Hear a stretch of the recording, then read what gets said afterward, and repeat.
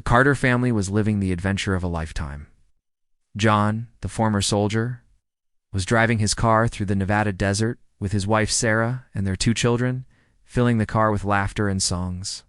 The sun was setting in fiery colors and peace enveloped everyone, but the peace was fragile. At a bend on the deserted road, a dilapidated car appeared, blocking their path. "Stay inside the car," John said, as he got out to check the situation. In that moment, everything changed.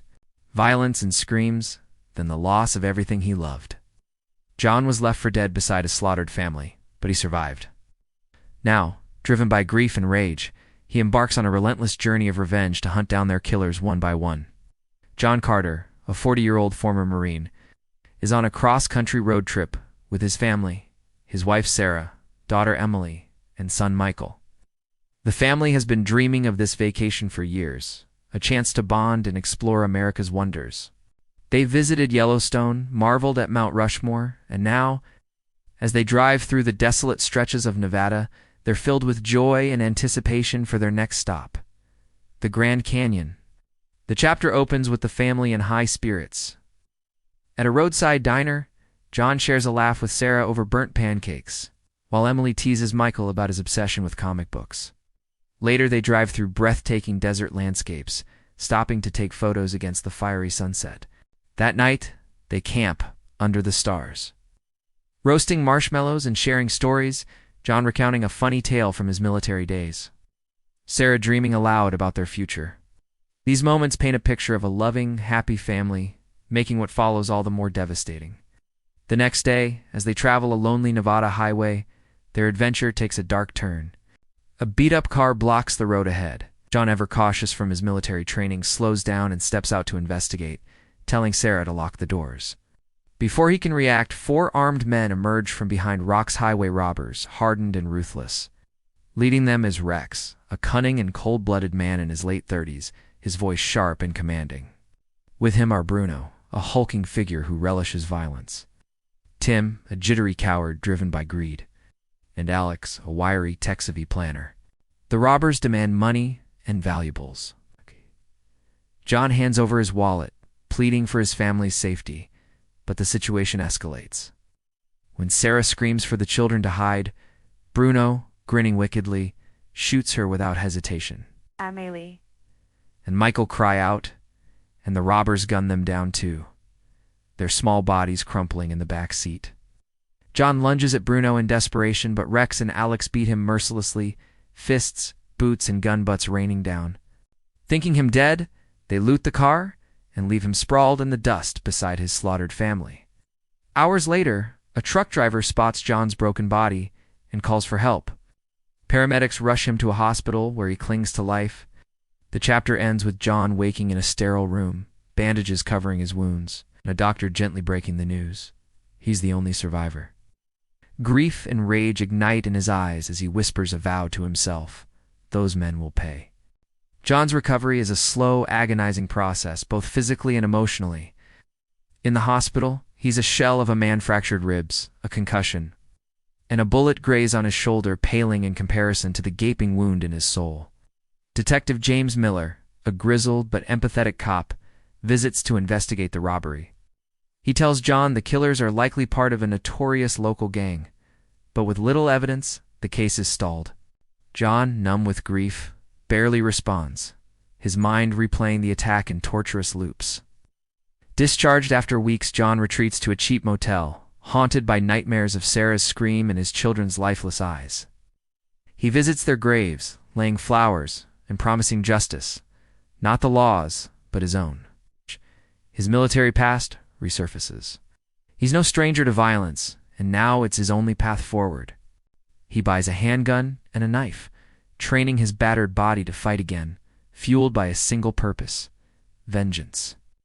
John returns to the attack site, a windswept stretch of road marked by police tape and faded bloodstains. Searching the area, he finds a clue.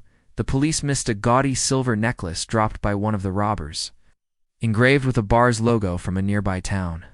At the bar, a seedy dive called the Rusty Spur, John blends in, nursing a beer while listening to whispers. A barfly mentions a twitchy guy named Tim who's been flashing cash lately. John follows the lead to a rundown trailer park, where he spots Tim pale, nervous, and reeking of guilt.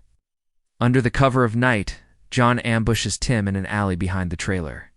Tim panics, denying everything, but John's military-honed interrogation breaks him. Sobbing, Tim confesses the gang's names and habits. Bruno's a bar brawler, Alex lives large in Vegas, and Rex is the untouchable leader. Before Tim can flee, he pulls a knife in desperation.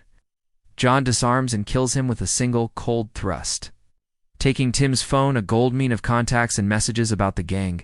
As he slips away, Detective Miller gets wind of a murder matching the gang's profile and suspects John's involvement, setting out to stop him. The chapter ends with John in his motel room, staring at the blood on his hands and the phone's glowing screen, his resolve hardening. 1 down, 3 to go. John's quest becomes a deadly game of predator and prey.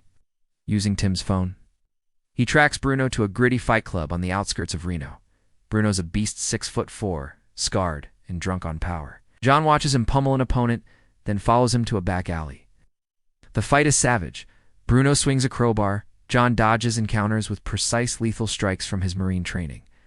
Bloodied but victorious, John snaps Bruno's neck, leaving his body in the shadows. Word spreads among the gangs. Someone's hunting them. Next is Alex holed up in a flashy Vegas penthouse, his wealth from robberies funding high-tech security. John stakes him out, noting cameras and guards. Alex knows he's a target after Bruno's death and sets a trap, luring John with a fake meeting spot. But John anticipates the ruse, sneaking into the penthouse via a service entrance. A tense cat-and-mouse chase ensues. Alex's gadgets versus John's grit.